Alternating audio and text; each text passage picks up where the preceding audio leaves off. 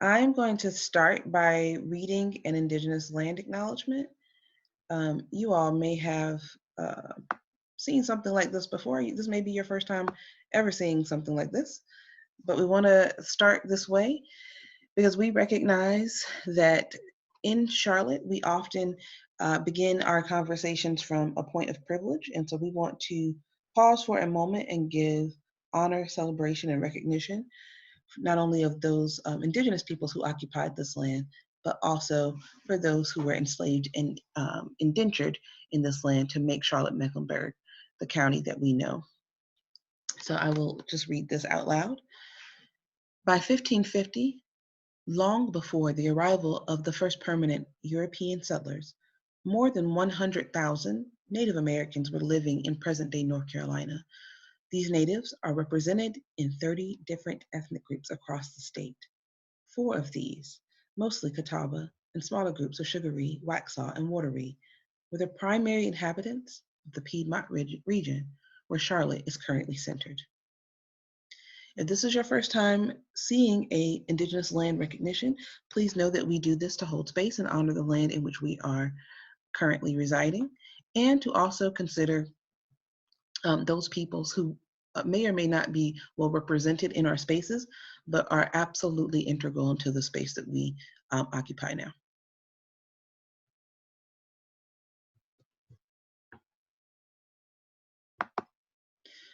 We want to show a short video from On the Table 2018, which focused on the legacy of segregation. Many of you are fully aware that On the Table has been in constant flux for the last 3 years, and that those changes have been directly resultant of communications with our community. So our year 1, we talked about social capital. Year 2, we talked about the legacy of segregation, and this year we're talking about finding home. We want to give you a short recap so that you can know a little bit more about what happened last year.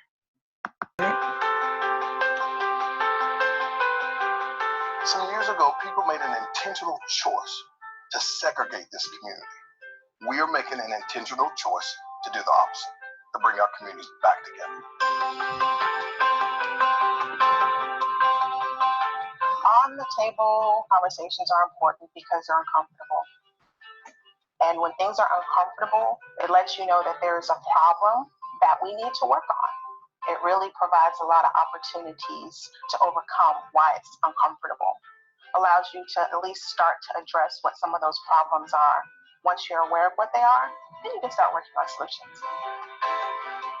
We are all living in pockets where this conversation does not occur.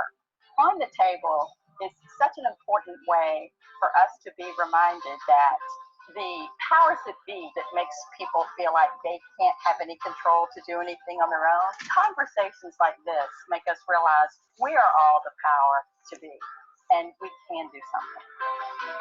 In some instances, if not most instances, this conversation is ignored, right? So to have this opportunity with On the Table means that we can have those uncomfortable conversations, this conversation that transcends sectors, it transcends social economics, it transcends a lot of things in our community, but for some reason we never have those conversations. And so On the Table provides that space by which we can have the hard conversations. The most fascinating thing was hearing the different perspectives and really thinking about how we can create change from the conversation. Each of us can take an action, but first it starts with a conversation, understanding what the problem is, and then being committed to a solution. So On the Table is a platform for civic action. The one thing that brings us all together is understanding. And the only way you can actually gain understanding is you sit down and have good conversations with people. Doesn't necessarily mean we're going to agree on everything, but it can cultivate a ground for us to understand one another. And in doing so, we can find some commonalities, even around segregation, that can help us move away from it. Several people left today fired up and sharing with me the same way I felt, that I can go out in the world and I can make a difference as an individual.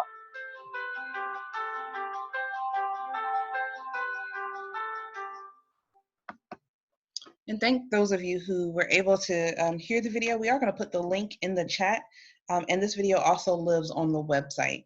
So thank you for bearing with us if you were watching all of that lovely interaction and couldn't necessarily see it. So many of you know that we've been using and leveraging the Leading on Opportunity Task Force report to help guide our work. This is a quote from the task force report that looks at some of the guiding principles that we used for this year's On the Table. It says, the notion that anyone could be born poor and die rich or immigrate to the US and become a leader in their industry remains widespread. It is not impossible. People do it. However, in our contemporary economic structure, it requires a great deal more than strong will and a work ethic.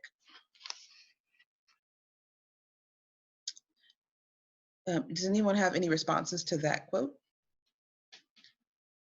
We thought it was particularly important to highlight this portion of the task force report because many people reflected as we were prototyping questions a recognition that the American dream, such as it is hindered not only by the legacy of segregation in our country, but also by real structures, real economic structures that really will take more for us to think about in how we label people, where they are born, and how they get access to all the parts and pieces that really make up part of home. And so that's how we grounded this question. And so we will continue to think about that theme as we go forward.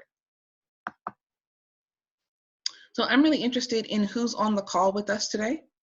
So if you could, in the chat, I would love it if you could tell us if you have participated in previous years. So first I'll ask, do we have anyone who participated in 2017?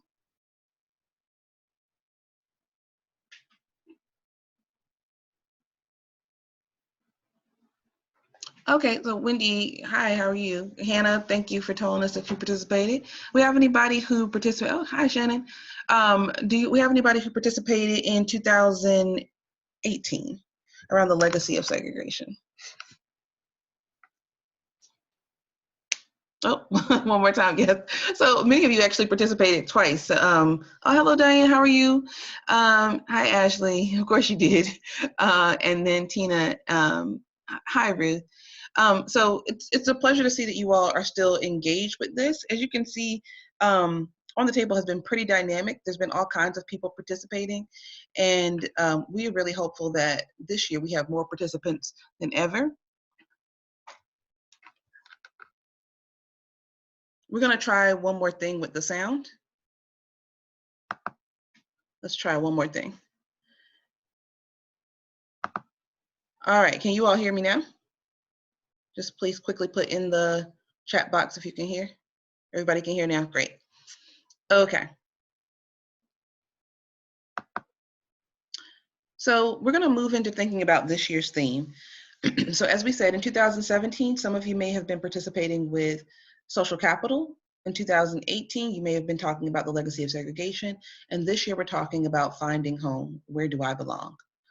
I want you to take just a moment and think about the words migration, immigration, and home. For just a couple of seconds, please reflect on what these words mean to you. And if you have a very particular definition, please go ahead and type that into the chat box for either of these words. So it may be for migration, immigration, or home. Let us know what you're thinking as it relates to any of these words. What first comes to your mind?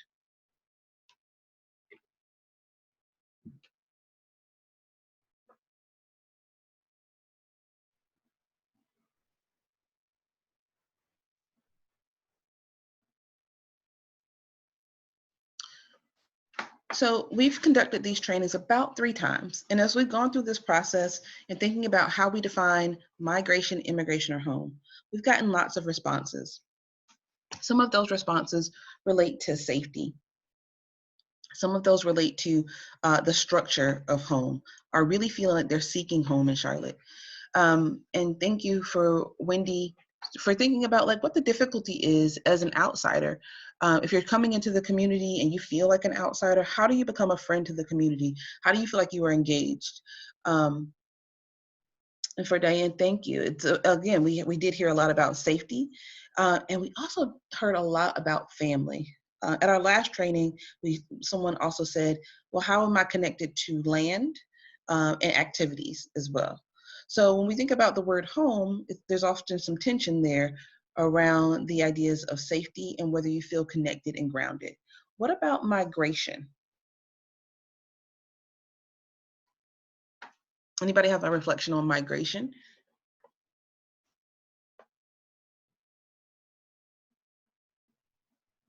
Any immediate words that come? And it may be a thought about movement. So in previous sessions, when we've asked about migration, we typically hear people say things about moving or opportunity or access. So migration is often thought of to think about literal movement. So sometimes we think about it in biological terms. And Ashley has offered that it's hard to migrate values and culture, which we also heard in previous sessions where people were thinking about making really deliberate decisions to move for opportunity, and yet finding culture differences from where they come from. And that can be from people who move within the US or people who are coming from someplace else. So what about the word immigration? Any immediate thoughts come to mind on how you define the word immigration?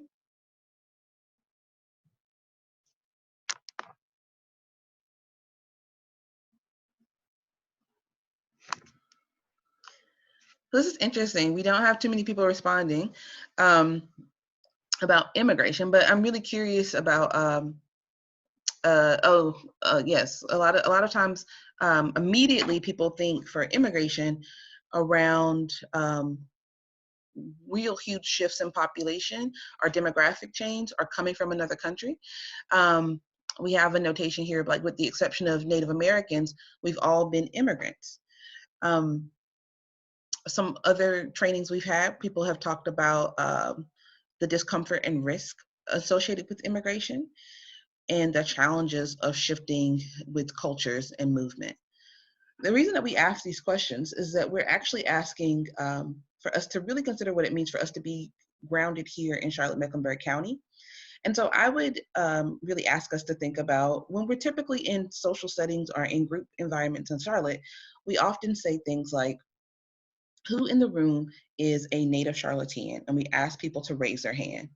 And usually overwhelmingly, there are very few native Charlotteans in the room, people who were born and raised and lived their entire lives here in Charlotte-Mecklenburg County.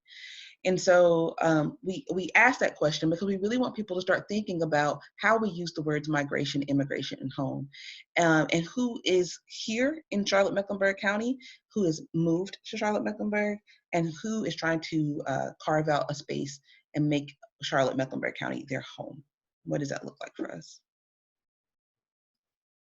So we've actually incorporated a timeline in this year's materials, and that timeline is a movement timeline. And as you can see, it's quite long. There's several points on it, and we've actually highlighted a couple of points that you can see here. It starts off actually at 13,000 to 9,000 BC with Native American inhabitants. We started there for a reason. As you can see, we're being very intentional about the design of this process, so we can really start thinking about who peopled this land, who were literally living here for hundreds of years, thousands of years prior to formal settlement. Towards the end of the timeline, we move through very specific time periods, and towards the end of the timeline, we offer some thoughts around demographic change and population change in Charlotte-Mecklenburg County as we get closer to present day. We move through census tract data and also some policies that we've experienced. Again, we very deliberately, just as we did last year, thought about those pieces of information that offer us a window into what some people might be surprised to find, that Charlotte-Mecklenburg experienced real population shifts and real population changes, particularly in the last 20 years. And so when we have conversations about what constitutes community and home, we have to contextualize that by the massive amounts of changes that are happening, sometimes even daily for Charlotte-Mecklenburg residents. And what does that mean? The estimated number of people who are moving into our community fluctuates daily, but there's an estimated average that it's well over 60 people a day.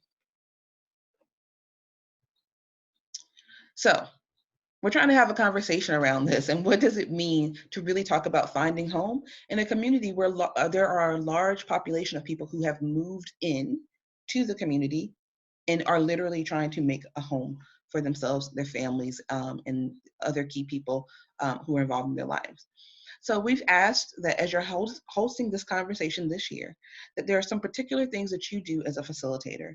And although we can't have a practice conversation over the webinar, what we can do is share some helpful hints on how to make the most of your conversation. So we're asking that everyone make time to participate. Usually these conversations take about 90 minutes if you have a group of 8 to 10 people.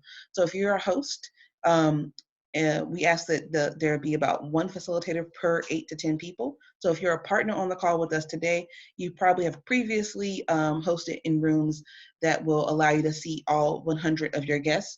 And then we ask that you train or share this webinar with them so they can learn some helpful hints on how to approach the topic and give people space and time to process. So invite your guests to follow up and expand on ideas as they're sharing.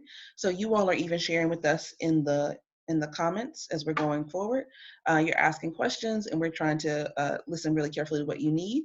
You'll do that same thing when you host your actual table. You'll listen to what people need, and we always encourage you to start with food, as that is always a great connector for guests and others in any community setting. 3, acknowledge that agreement and consensus may not be the goal of your gathering. So you may have noticed, even as we're sharing about the words migration and immigration, people sometimes struggle with how to share their personal views because they feel that they may be judged or that that someone may be trying to force them into a certain opinion. That is not the case for On the Table. We are not trying to build consensus. What we are trying to do is create a very deliberate space in which we can share ideas across difference. So we as hosts who are inviting people to share their differences and their perspectives do not need to try to build a particular set of agreement or to force people into consensus. Also on that note, we ask that you as hosts resist centering one story, whether that be your story or one particular story in the room. And we say this because Charlotte is not made up of only one story. And so it's a very dangerous thing for us in these spaces in which we're sharing across difference to only hold space for one type of story. So when you're sharing, make sure that you share the time and the space to give everybody an opportunity to have their voices heard if they want to share. And that last bullet point for do is to share your photos and videos and stories with us. On October 23rd, people are doing everything from hosting breakfasts at the top of the morning to brunch in the middle of the day to lunch and gathering with brown bag lunches all over the city and in coffee shops, and then obviously across dinner times all over the county. It's been really dynamic. We have opportunities to partner with wide-scale venues this year. In previous years, we've had great restaurant and community partners for local restaurateurs and coffee shops. And share with us, tag them, tag us. Make sure you use the hashtag OnTheTableCLT at OpportunityCLT, which is Leading on Opportunities tag. Use your zip code so we know how dispersed we are, and put us all over social media. That's one of the ways that we can tell a better story about what we as Charlotteans find important, and for this particular year, how we define home. Things that we ask that you don't do. Please don't micromanage the conversation. We really want you to let it flow freely. Also, try not to be judgmental or dismissive of any person's comments or ideas. In these spaces, it's very easy to let one person's judgment or forceful assertions dominate. So we ask that you as the host be really cautious around that and not serve as a judge or a jury for anybody's ideas, and simply give room and space for everyone to share. We also ask that you don't promote argument or unproductive debate. This is a space where people are learning to listen very carefully to each other and learning to share perspectives.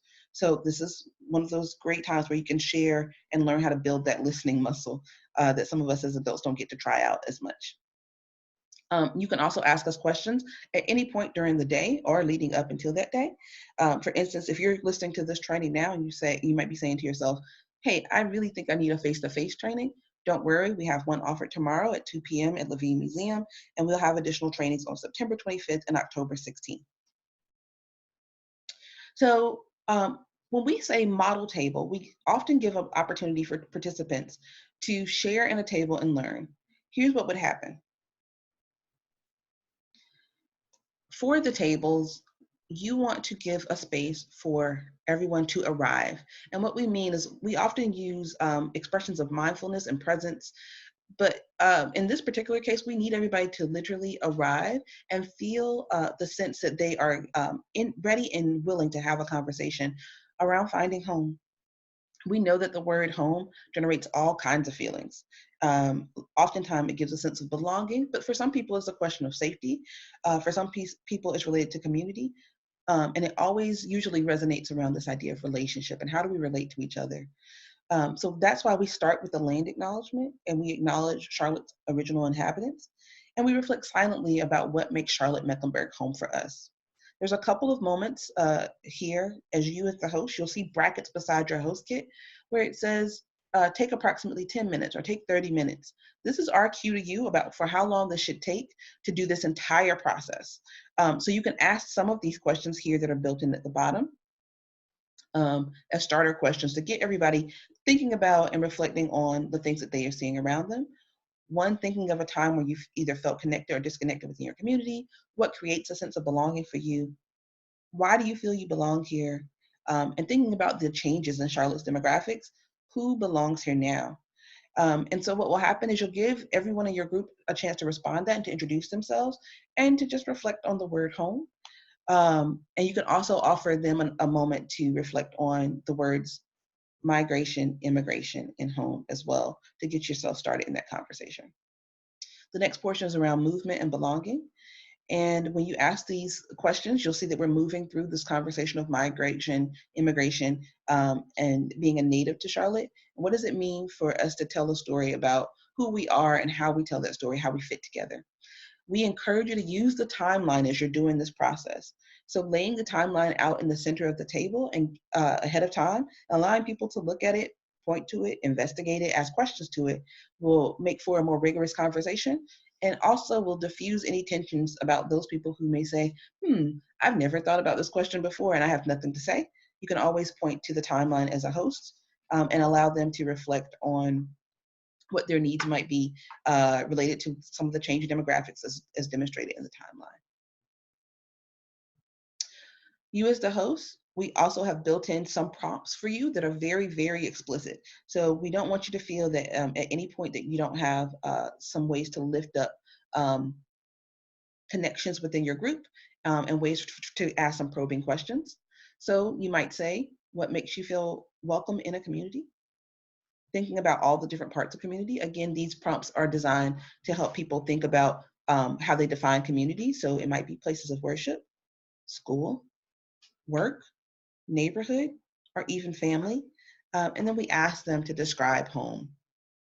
Thinking about those personal connections because we want to give examples. We want people to share examples that really relate to their personal experience. And as each person in your group does that, what we hope you'll find is that there may be connection points and there may be differences. However, we all are living and working here together and basically creating what Charlotte we are experiencing by living and working in this community. And that might be in really large ways, it might be in very intimate ways with just our family, but we want to be really clear about that and share around our circle, around our tables. Again, here's the timeline in its longer form. Please make sure that you put this in the middle of the table. We can provide you hard printed copies of this if you attend any of the trainings. And we'll also give you an address where you can go pick up your host kit if you know that you have already signed up as a committed host going forward. There are opportunities for small group discussion as well. So the group has an opportunity to reflect on any new insights or perspective they gained from thinking about all of the stories that they've heard. And also thinking about opportunities and access for our larger community. We know that the definition of home is all linked to our work, our housing, our educational opportunities. So if we think about them individually, it tells one story. But as you listen to the stories around the table, we encourage you to encourage your group to think about them collectively and to think about what concrete steps you can take as a community to build and leverage an understanding of community. Now, something really important that we didn't emphasize very much last year, but we know is super important, is the survey. There is a survey attached with your on the table experience. At the end of every On the Table hosting, we're asking that you take a moment as the host to ask your participants and the people around your table to pause and to text OTTCLT to the number 797979. Why do we need you to do this? And we want you to be so deliberate about doing this because each year On the Table is built by the feedback from real Charlotteans. So if people in our community and around the county that are participating do not take a moment to give us feedback, it becomes really difficult for us to make and to really take the feedback that we're getting to feed it into our next year's On the Table. So it's vitally important that these conversations don't stop and that we continue to have an ability to talk to each other in real ways. We only do that when we get real feedback about what our community needs next and what we need to talk about next. So do make sure that you you can either have a timekeeper in your session, or you yourself can say like make a little sign, whatever you need to do to pause to feed in the survey data. And the survey is pretty short. You can do it on a phone, and we'll also have a link on the website as well for those people who do not have a phone and who may wish to do it later. So what does all of this mean? For us, this topic of finding home, where do I belong, comes to us from Charlotteans from across the county. And we know that this question is one that people are grappling with, whether they are native Charlotteans or not. Because the community is changing so rapidly, we want as many people as possible to be a part of this conversation. In year one, we had more than 5,000 people participate. In year two, we had more than 6,500 people participate. And this year, we set our goal for 8,000 to 10,000 people to participate in this conversation. We also have goals around community partners. Our community partners are those people that we referred to as super hosts. In the year 2017, we now use the language of community partners to demonstrate those who have been in real partnership with us and who want to host 100 plus people. Organizations are doing this really creatively. For example, CPCC is collaborating across several classrooms over the course of the day. So once they've engaged several classrooms, they'll actually have more than 100 people participating, but they'll be in different departments and in different class times, but they'll be using the same curriculum and same guiding questions to help steer their conversation. UNCC has always been a particular partner, so we always give a big applause to our great academic partners. We have partners who are thinking about doing this as brown bag lunches, and so they'll invite their constituents to join them, and they'll have table tents on the table at their brown bag lunches where the people sitting at the table can start having these conversations amongst themselves. We have great church and faith community partners who are doing this in partnership with other churches across Charlotte, and we'll have an opportunity to talk across so perhaps different racial or demographics. They are talking across different socioeconomic status and giving an opportunity to really listen and hear each other's stories.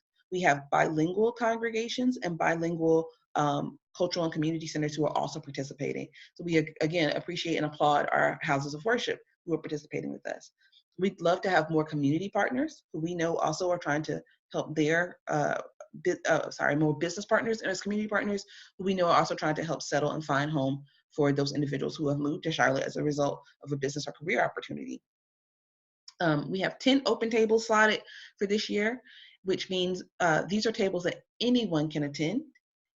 All you have to do is sign up through Eventbrite, and we'll put links on our website in which you can sign up for an open table, which means that anyone is open to join your table if they happen to be in that zip code or region. We map those out on a Google map so that people actually know where to go to find those open tables. And then again, 250 individual hosts. These are people who are hosting anywhere from 8 people, and these might be at homes or churches or living rooms or coffee shops. Anywhere from 8 people all the way up to 99 people. So if you are an individual host, you know how many people you want to host. We will put a link to the commitment form into the box shortly, and then you can certainly sign up as to show us your commitment to host a certain number of people.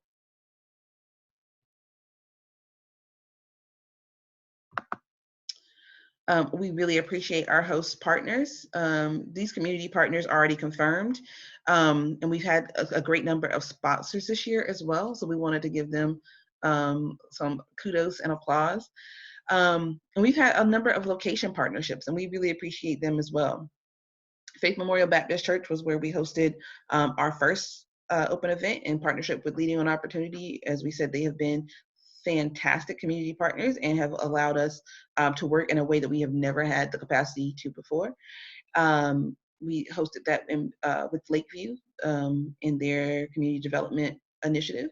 Central United Methodist Church off Albemarle Road gave us a great opportunity in Central Charlotte, and also towards the east side. And so we'll be in Levine Museum tomorrow, more in the uptown area with access to parking in the deck right beside, and that will be validated. So if you're interested in participating at Levine, please do come on through tomorrow.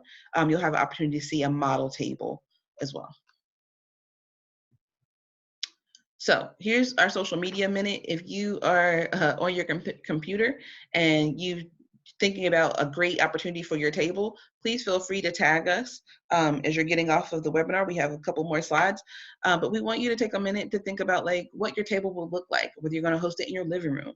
Are you thinking about being a community partner? And just make sure that you tag us. Think about how to join in this moment. And this is the same thing that you will do when you actually host a table. So you will host your table, you'll take a picture of something cool that happened, whether it's new partnerships, new ideas that have come across. And what you'll do is you'll take a picture with a new person, you'll take a snapshot, tag at OTTCLT, and then add the hashtag on the table CLT. And that way we'll know what you're doing and we'll know how to find you and know a little bit more about what happened as a result of your table. In the wrong place. So the timeline for the rest of our trainings, you are on the webinar that is happening today. Tomorrow we have a community session at 2 p.m. On the it's actually the 25th, September 25th, we have another community session. On October 16th, we have an additional community session. October 16th is in the evening up in Concord. September 26th is off Statesville Road at New Birth Church.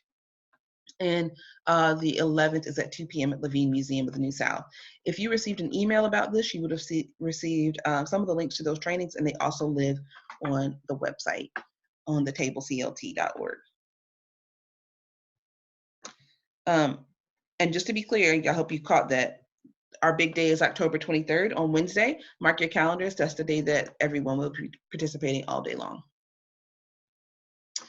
The last thing we wanted you to note is that the art for this year's community host kits and for the bags that have already started to be distributed across Charlotte, this art was a collaborative design initiated by Marcus Kaiser and Nico.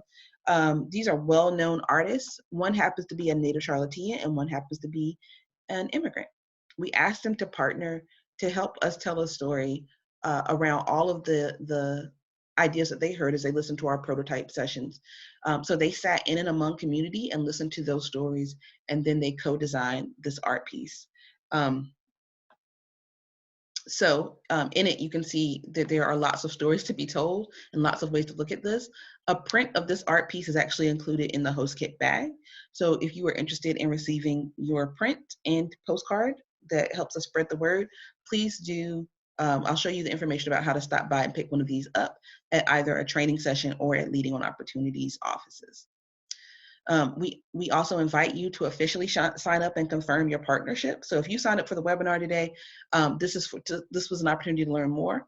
If you want to learn more about how to become an actual community partner with 100+ people participating, you're going to need to sign the commitment form. If you're saying, I'm going to host personally, and I might do that in partnership in smaller ways, we also ask that you sign the host commitment form and let us know the level that you're going to participate. Please spread the word about On the Table. This is a great opportunity.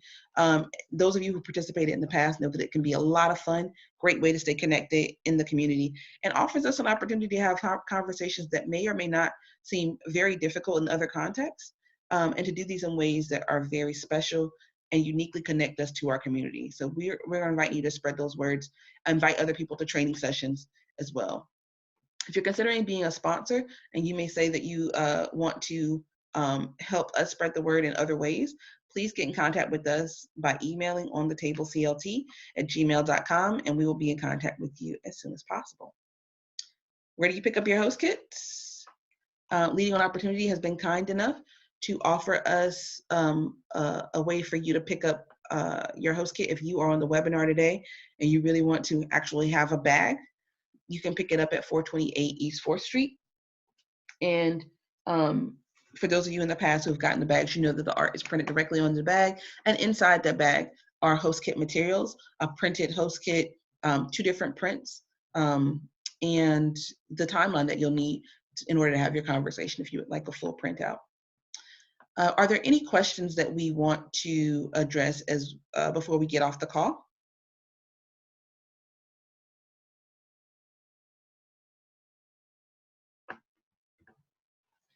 Okay, so let's start with if you attended a community, if you want to attend the community session tomorrow, you certainly can pick up a host kit there, and we invite you to join any of the community sessions that you may be interested in that are going forward.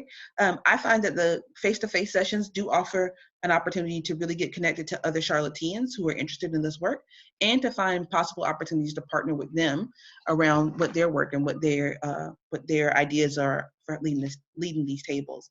Do remember that if you're already working on an initiative that ties with this theme, or you've already been thinking about it, we invite you to make the host kit your own. So you can start with our questions, but if there's a question that you need to add that's very specific to your community or neighborhood, we invite you to do so. In fact, during our last training, one woman said that she was going to utilize the host kit in order to have a conversation with her neighbors that she's never had before, although she's been living in her community for 3 years. So she picked up a host kit at our training in partnership with Lakeview. She picked up a host kit and said that she was already thinking about how to invite her neighbors face-to-face to join her on October 23rd. And we also have 2 different neighborhoods that are very close in proximity, separated by a major street. And they're thinking about how they can partner with each other because they recognize they share very similar issues in that neighborhood and community, but often don't talk to each other. So it's a great idea to come to a training if you're looking for a connection like that. Otherwise, you still can pick up your bags at the address listed here. If you do have a gathering of more than 100 people, yes, you would need to pick up bags for each table facilitator. So for instance, if you say I think, I forget which group it was, so please forgive me if I get it wrong. But if I'm not correct, if I am correct, Junior League of Charlotte hosted a massive event one year, and they needed to pick up about 20 bags because they knew they were going to have more than 200 people. That's fine. You just let us know, and we will have the bags ready for you. So if you want to come to an event, or if you want to come to Lead on Opportunities address, or you want to see us tomorrow at Levine or any of the training dates, just let us know, because we want to make sure we save enough bags to accommodate how many facilitators you'll have. So yes, we are more than happy to give you 20 bags if you know that you're going to have 20 facilitators or 20 table captains, and that they'll need those materials to host properly. So yes, if you have 12 facilitators, we will make sure that we have 12 bags for you. Your questions are fantastic. If you have any more questions, you are welcome to email us at onthetablect.gmail.com and to stay in contact with us. If you're looking in the chat, you see the invitations to our session tomorrow. You're welcome to join us on Facebook. We have an actual Facebook address, or tag us on Twitter, and we will find you and look forward to meeting you in person and learning more about your tables. With that, I hope that you have a great rest of your Tuesday and an awesome week. And we are so excited that you're joining us for On the Table CLT.